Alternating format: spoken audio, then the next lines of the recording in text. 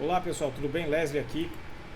Vamos conversar um pouquinho sobre os 49ers, até porque o Mick Jagger da televisão nessa intertemporada, que é o Colin Cowherd, ele efetivamente fez uma previsão sobre a NFC West, tá? E que nós vamos discordar e eu vou explicar por que eu discordo das opções dele, tá bom? Vou colocar aqui para vocês o motivo em que ele colocou. Pois bem, ele colocou na seguinte ordem. Depois no final eu vou colocar aqui nesse canto de cá a ordem, então fica aqui esperando que eu vou colocar aqui para vocês. Rams em primeiro lugar, Cardinals em segundo, Cardinals em terceiro, tá? E em segundo ele colocou aqui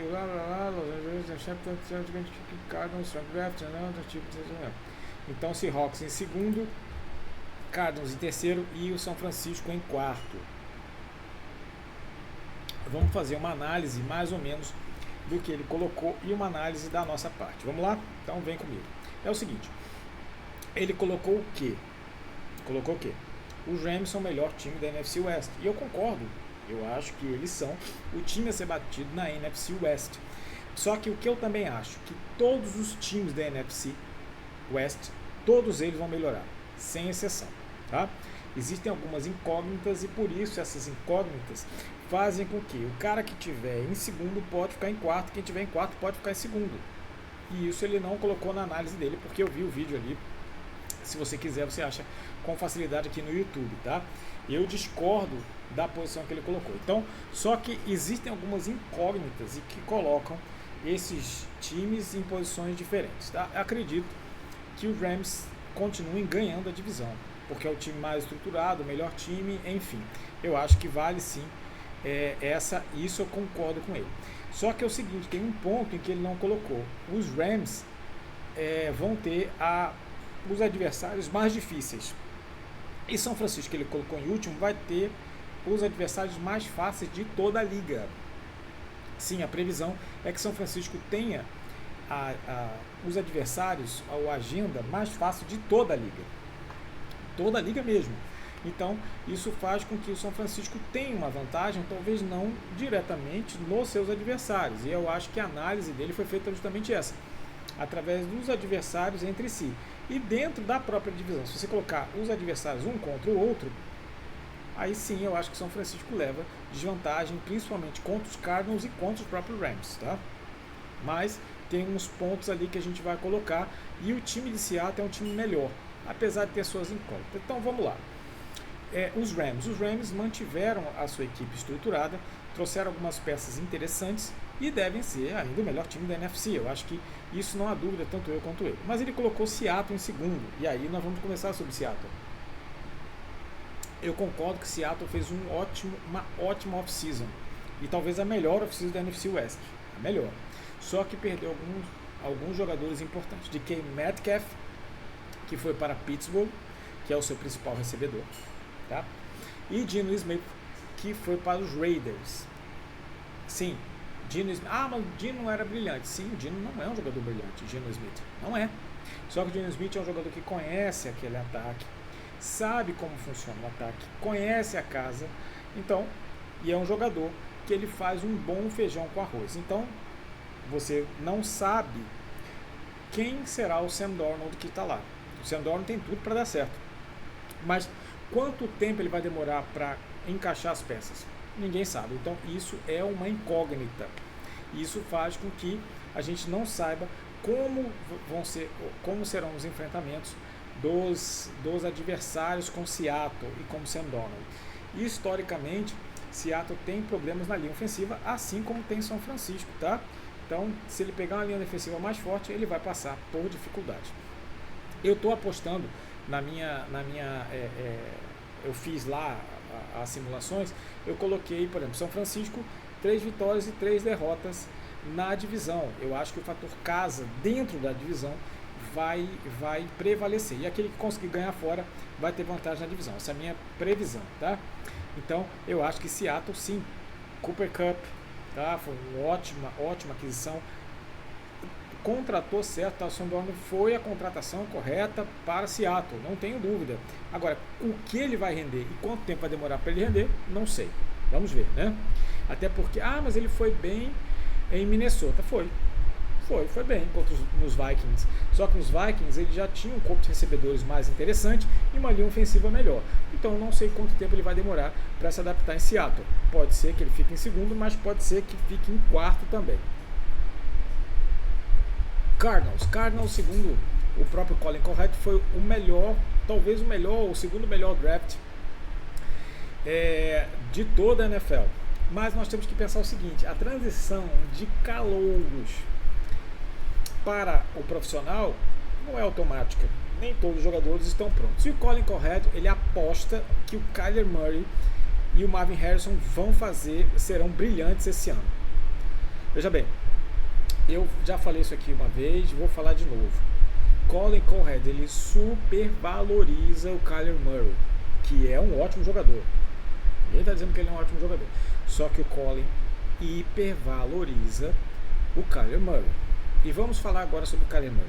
Kyler Murray é um jogador que começou muito bem a sua carreira, mas que sempre dependeu muito das suas pernas para você poder efetivamente ter um jogo efetivo. Então ele corria muito, pega a bola, aqueles scrambles e vai ali. E aí todas as vezes em que ele foi chamado a jogar muito mais como QB, ele oscilou. Como QB lançador, no caso, né? Ele oscilou. O que significa? Que a gente não sabe qual Kyler Murray que vai estar em campo. A gente não sabe.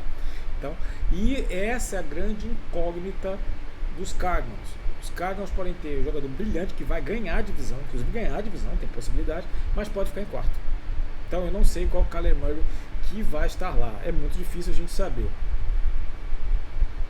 E tem uma outra coisa que é dentro da própria divisão, que é quem foi o coordenador defensivo que descobriu que se segurar o Kyler Murray no pocket, talvez você tenha mais chance quando ele lança a bola.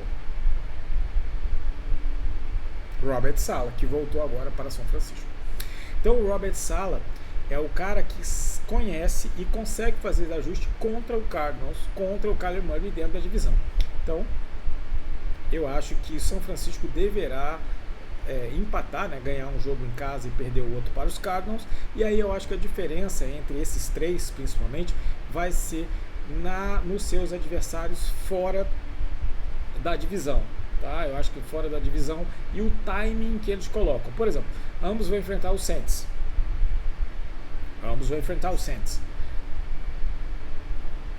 Quem será o QB do Saints? Ninguém sabe, mas pode ser que enfrente no início da temporada pegue um QB mais cru e tenha a maior chance de ganhar, que é o que vai acontecer com o São Francisco.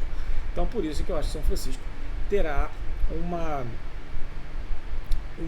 posição melhor na divisão. O que acontece? Se você pegar os dois elencos, o elenco do São Francisco já era um elenco muito sólido, mas foi mal o ano passado. E eu acho que o Colin Cowherd, Mark Floyd, todos esses caras, eles olharam apenas aquilo ali e viram, saiu de Bolsêmio. Mas não sei o que lá. Concordo, cara. Só que o Deebo Samuel não era mais o Deebo Samuel de 2 ou 3 anos atrás. O Deebo Samuel vem em queda vertiginosa nos últimos anos. E além dos problemas que ele tem tido com seus colegas de trabalho, a mesma coisa, o Brandon Ayuk, muito drama, muito estrelinha, e isso nem sempre faz bem ao time. Tá? Posso até fazer um vídeo só sobre os benefícios de ter se livrado do Deebo Samuel. Mas vamos lá. E o Grant Cohn tem um desse no canal dele. Vamos lá. O que acontece? São Francisco perdeu, você bota aí 3 jogos, dentro da divisão só, 3 jogos, que foi no final, por erro do coordenador defensivo, Nick Sorensen, ou por erros dos special teams. 3 jogos.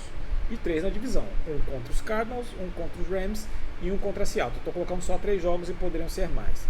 Então, das 6 vitórias de São Francisco, ele tinha na mão possivelmente 9 ou 10. Mesmo com jogadores machucados, os jogadores não rendendo, com todas as dificuldades que ele tinha, mesmo assim poderia ter ganho mais 3 jogos, não seria nenhum absurdo. Com o Trent Williams machucado, o McCaffrey machucado, Brandon Ayuk machucado, Deebo Samuel não jogando, enfim, poderia ter ganho até 9 jogos, com tranquilidade, sem contar os demais fora da divisão que a gente não está contando aqui. Pois bem, até o momento, nós temos esses jogadores saudáveis, Trent Williams, Christian McCaffrey, tá? O Brandon Ayuk estava fora, mas o Brandon Ayuk, como eu falei, antes dele se machucar, não estava rendendo, tá? Qual é o problema? Você não tem um outro wide receiver ali para se colocar. Jacob Cowan veio bem, Jordan Watkins tem vindo bem nos treinos, mas vamos ver na hora do jogo.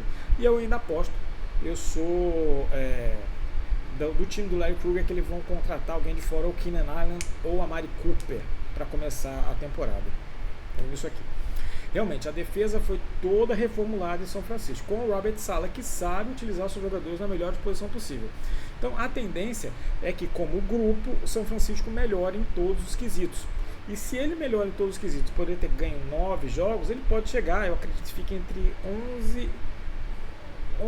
10, 11 e 9 vitórias. Por ali, entre 9 e 11 vitórias.